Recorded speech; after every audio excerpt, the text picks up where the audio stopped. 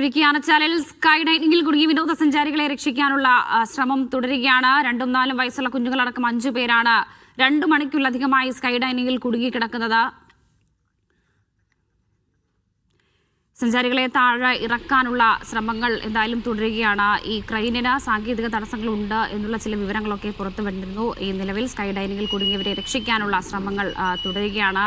എന്നാൽ ആ സ്കൈ ഡൈനിങ്ങിൽ കുടുങ്ങിയവർ നിലവിൽ സുരക്ഷിതരാണ് എന്നുള്ളതൊരു ആശ്വാസകരമായ വാർത്ത കൂടിയാണ്. അതും ഈ 2-4 വയസ്സുള്ള കുഞ്ഞുങ്ങളടക്കം 5 പേരാണ് 2 മണിക്കൂറിലധികമായി ഈ സ്കൈ ഡൈനിങ്ങിൽ കുടുങ്ങിയത് എന്നുള്ളതാണ് ഏറ്റവും പ്രധാനപ്പെട്ടൊരു വിവരം. ആഷിഖുണ്ട് വിവരങ്ങൾ നൽകാൻ. ആഷിഖ്, ഇപ്പോൾ എങ്ങനെയാണ് ഈ രക്ഷാപ്രവർത്തനം? നിലവിൽ ഏതെങ്കിലും തരത്തിലുള്ള ഒരു അനുകൂല സ്ഥിതിയാണോ?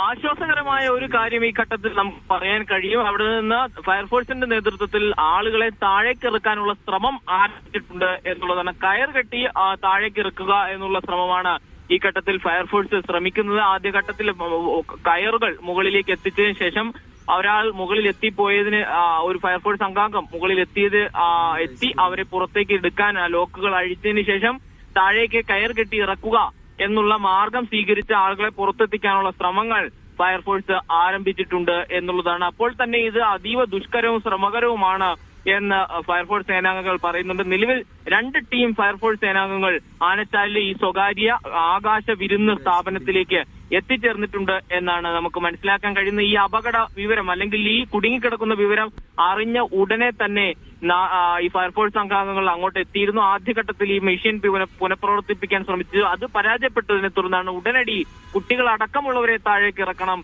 എന്നുള്ള ലക്ഷ്യത്തോടു കൂടി അതിസാഹസികമായി ഈ ദൗത്യത്തിലേക്ക് ഫയർഫോഴ്സ് സംഘം കടക്കുന്നത്.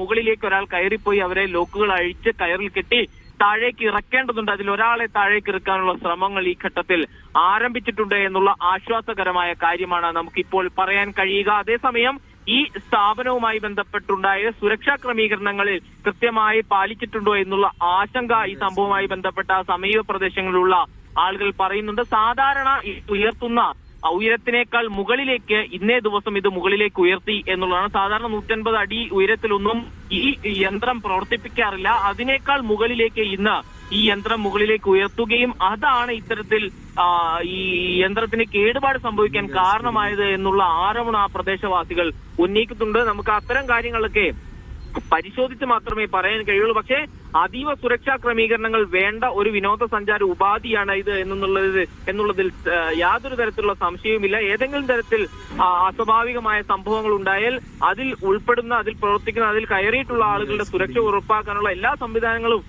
ഉറപ്പാക്കിക്കൊണ്ട് മാത്രമേ ഇത്തരം വിനോദസഞ്ചാരോപാധികൾ, പ്രത്യേകിച്ച് സാഹസിക വിനോദസഞ്ചാരോപാധികൾ പ്രവർത്തിപ്പിക്കാനാകൂ എന്ന സാഹചര്യം നിലനിൽക്കുകയാണ്. ഈ നിലയിൽ 5 പേർ ആകാശത്ത് 150ഓളം അടി ഉയരത്തിൽ കുടുങ്ങിക്കിടക്കുന്ന സാഹചര്യം ഉണ്ടായിട്ടുള്ളത് വലിയ ആശങ്ക വിനോദസഞ്ചാരികൾക്കിടയിൽ തന്നെയും സൃഷ്ടിക്കുന്നുണ്ട്. അതേസമയം ഇതുമായി ബന്ധപ്പെട്ട അവിടുത്തെ ചുമതലപ്പെട്ട ജനപ്രതിനിധികൾ അടക്കം പറയുന്നത് നിലവിൽ 2 ടീം ഫയർഫോഴ്സ് അംഗങ്ങൾ അവിടെ എത്തിയിട്ടുണ്ട്. നിലവിൽ ഓരോരുത്തരെയായി താഴെ ഇറക്കാനുള്ള ശ്രമങ്ങളാണ് നടക്കുന്നത്. 150 അടി ഉയരത്തിലാണ് ഈ കുടുങ്ങിക്കിടക്കുന്നവർ ഉള്ളത് എന്നുള്ളതാണ്. പക്ഷേ അവിടെയും നിലവിൽ അവരുടെ ആരോഗ്യനിലയിലോ മറ്റു കാര്യങ്ങളോ ഒന്നും ആശങ്കയില്ല. അവർ സുരക്ഷിതരാണ് എന്നുള്ള വിവരങ്ങൾ കൂടി വരുന്നുണ്ട്.